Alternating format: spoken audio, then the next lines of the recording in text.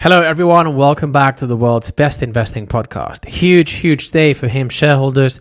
Hims just announced today that they closed the deal with Novo Nordisk to distribute Novo's branded weight loss drug called Wegovy at a discounted price via Hims' platform. This is huge news because it means that the actual and perceived legal risk surrounding Hims has basically been reduced by 99%. And that was essentially the only thing keeping this company with an artificially compressed valuation. So Hims is growing revenue and basically every other important financial metric, including free cash flow per share, as fast as Palantir is. And Hims, even today, after the rapid increase in the stock price in today's session, it's only trading just below 5 times sales. In contrast, the only other company of this size, which I think has similarly extraordinary management, Duolingo, is trading at something like 23 times sales. So based on a multiple expansion alone, I believe Hims has something like 3 to 4 fold upside. So it can go up 3 to 4x just because of the expansion of the valuation multiple. Now, what's interesting about this deal is that Novo only really closed the deal because they felt they had to, either because they've understood that they have to be in the new top of the funnel for the healthcare industry, which is Hims. Hims is basically, like Netflix for shows and movies, Spotify for music, Uber for transportation. The healthcare industry basically hadn't seen a top of the funnel that was customer centric. Now we have it. So maybe the deal has to do with that. Maybe it's also to do, or it can be an and or kind of situation. Maybe Novo figured out that the business makes sense because they can sell Wegovy at a discounted price. Yes, less money per unit, but ultimately Hims has something like 2-point-something million subscribers, and obviously the count is going up to 10 and hundreds of millions over the next decade or two. And so probably the unit economics times the scale basically enable them to make more money.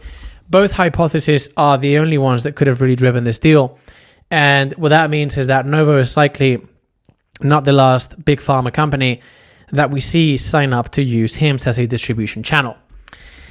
Now, when I talk about Hims having 100x potential, it comes down to their ability to deploy a growing volume of verticals and ultimately increase personalization, thus solving a growing volume of acute custom pains in a way that's increasingly harder to replicate. The same way that Spotify, Amazon, Netflix, Uber, all of these platforms have done it in the past decade. So while fundamentally that was clear to me, I did acknowledge the legal risks, and it seems that they're actually much smaller than the bears thought. Of course, here's my thinking. I couldn't foresee that this was going to happen, right? But if you think about an investment in a probabilistic sense, when you bet on a good management team, they make you look like a genius because they make you lucky in that, probably a good management team would have never ever closed this deal. So the question is, how did I understand that Hims had an extraordinary management team? Well, this is really the first instance in America's history of a company operating in the healthcare industry outside of the traditional insurance system while producing cash from operations and, in fact, growing that metric very fast and, by extension, free cash flow per share because they're not really diluting shareholders too much. So in order to do that, Hims has had to build a vertically integrated infrastructure which enables them to compound drugs at scale and basically connect that facility with physicians and then patients via an app, etc. So actually that vertically integrated infrastructure is very complex. But here's what's interesting. And here was the cornerstone of my thesis. They had to build that on the fly as the business was executing quarter over quarter while deploying additional verticals. So really, the odds of that happening in conjunction were close to zero, but still, Hims was defying the odds sequentially. And again, they continue to do so in that, the market thought that Novo was going to sue this company, and here we go, we have a great deal, which, by the way, as I was explaining, is probably not the last. And so it's a probabilistic thing. So what the bears were doing from a statistical standpoint is observing a legal risk which did exist and simply maximizing it, ignoring this fundamental aspect that this is a company that's led by an extraordinary management team. So yes, extraordinary management teams make you look like a genius and they make you very lucky. And this has happened with Palantir, Spotify, and my other picks that you guys have seen live.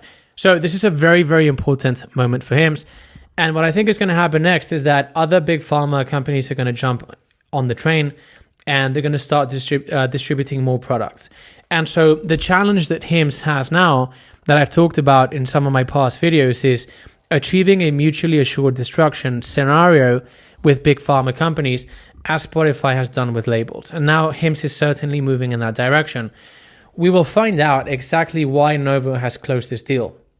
But if it happens to be any of these two conditions that I elucidated, be it the fact that they understand that they just have to be in this new front door for the healthcare industry, or the business just makes sense, or the combination of the two, then I think the situation is going to evolve very rapidly into Hims distributing many branded products, as by the way would be natural, because in the end, this is a pharmacy.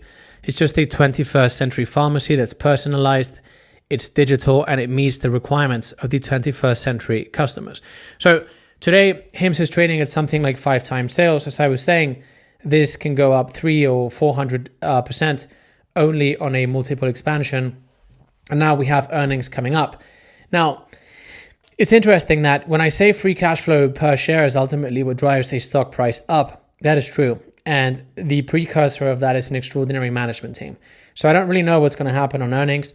I don't really know which is the next pharma company that's going to sign up or how long they take. But I believe I'm going to continue getting lucky with this company simply because this is so well managed. I think Andrew Dudum remains a very undervalued CEO. The guy is very young. He's only like 3 or 4 years older than I am. But this guy is very good. He's very smart. And what I think we're going to see in this coming quarter is simply more subscribers, probably higher revenue per subscriber. We'll see how the margins are doing depending on how quickly the weight loss business is growing. But essentially, this company is producing one asymmetry after another. In that, it was interesting to see them deploying these additional verticals that I'm talking about, how ultimately that has been driving operating leverage. These new acquisitions that they made, the peptide manufacturing facility and the at-home full body test company. These two things, I've talked about this a number of times, but basically these two companies will act as a platform for the deployment of additional verticals. And now even taking a step back, assuming none of that works, the thing with Wegovy is about the GLP-1 business. But basically, the fundamental building blocks that Hims needed to put in place to scale the GLP-1 business is also what's going to enable them to take on $1 trillion opportunity, which is much larger, which is peptides. And incidentally, GLP-1s are just a subset of peptides.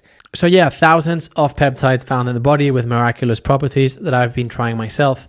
I'm actually doing a new peptide cycle with my peptide expert from Dubai, Jessica, which I quote sometimes on X. Great results, especially with the mitochondrial health. I have energy, frankly, that I've never had.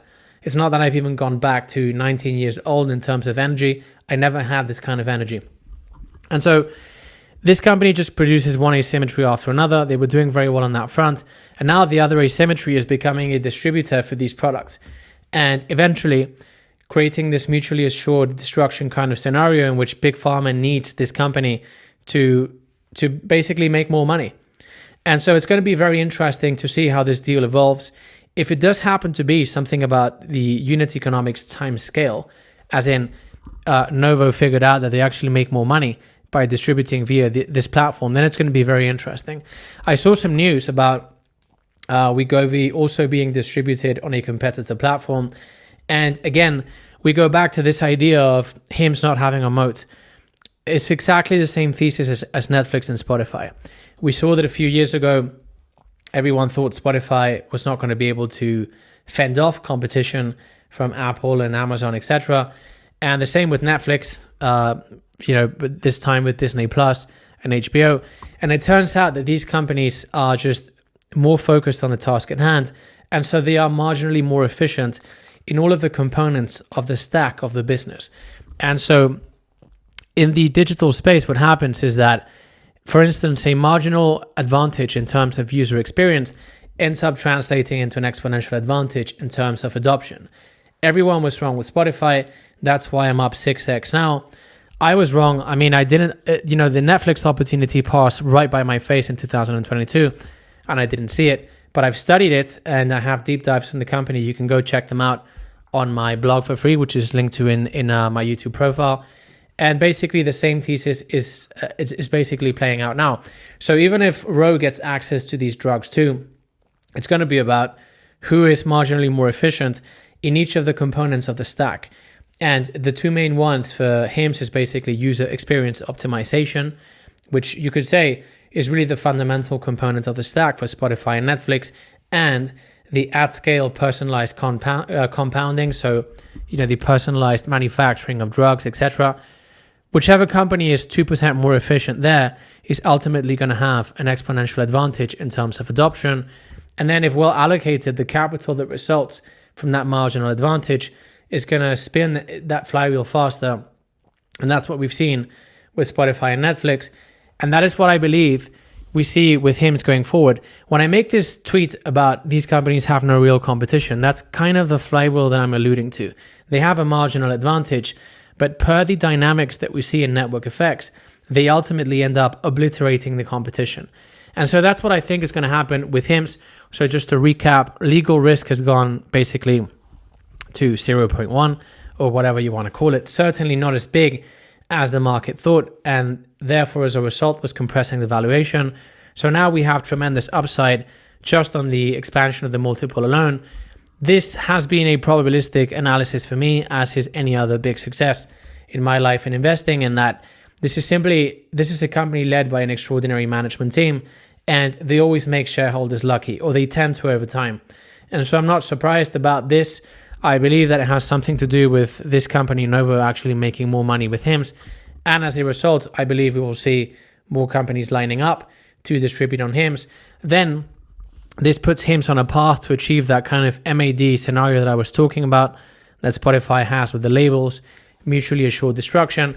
And that is kind of an additional asymmetric opportunity on top of everything that Hims was building. So the reduction of the legal risk actually makes the 100x thesis more likely. The execution was flawless. Everything is flawless with this company.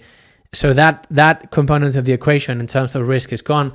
And then we have another further asymmetric opportunity, which is basically Hims becoming the go-to distributor of Big Pharma products for the 21st century consumer. And so very, very bullish. I'm looking forward to earnings. I'll be covering these also in my Substack. I'll be making an in-depth write-up. You guys can go sign up on my Substack for free. As I was saying, it's linked to in my YouTube profile. I don't think it will ever be a paid service. I don't like that. I just like selling my course, which you guys love. My customers love it. So many great reviews. And so extraordinary to see people transforming their minds. Like, look, it's not for 100% of people, but out of 500 people that have taken it, maybe at most 10 have been not absolutely in love with the product, I would say. So very, very good conversion so far. And so I guarantee that most of you will love it. Of course, if you happen to buy it, remember that I have a 14-day money back, no questions asked guarantee. So it's basically, it can be even a free educational experience depending on how you frame it. But so yeah, guys, very bullish on Hims. Extraordinary execution. Andrew Dudum, great CEO. And, this is just kind of, Hims is a much smaller company than was Palantir and Spotify when I invested in them, but it's the same fundamentally. It's all these companies are, in terms of their fundamentals, the same. And if you can just spot a world-class management team before the market does, then the reward is very lucrative. I'm long this company since $15. Many other incredibly smart people here on YouTube and on X have been long since $5. So congratulations to you guys. You guys are smart. You're the real deal.